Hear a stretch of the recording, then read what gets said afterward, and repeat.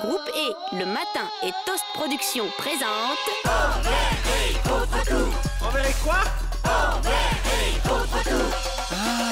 Ouais, bon, bah, calmos, hein. Enfants du ciment, bonjour! Lorsqu'on parle des nombreux trucs qui sont en train de disparaître par notre faute, on pense à tout sauf au sable. Et pourtant, la raréfaction de cette poudre de cailloux est tout aussi problématique et alarmante que la fonte de la banquise ou la mort des abeilles. Le sable est partout et pas uniquement au fond du slip de bain quand on rentre de la plage. Il intervient principalement dans la fabrication du verre et du béton, mais également dans d'innombrables compositions comme celles de peinture, de plastique, de matériaux informatiques et même dans celles de certains dentifrices. Rien que pour construire un seul kilomètre d'autoroute, on a besoin de 30 000 tonnes de sable, ou l'équivalent du poids de 175 baleines bleues.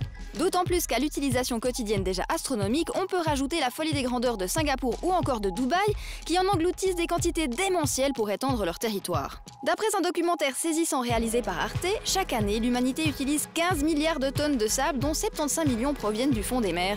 Et c'est bien là le souci.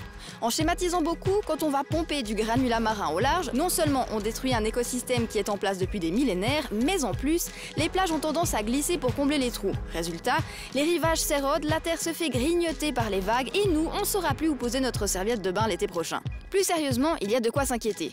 Puisque peu importe d'où le sable est prélevé, le phénomène est global et sans appel. 75 à 90% des plages du globe sont menacées, des îles entières disparaissent et avec la montée des eaux ainsi que l'explosion démographique, on risque de se retrouver rapidement à l'étroit sur la terre ferme.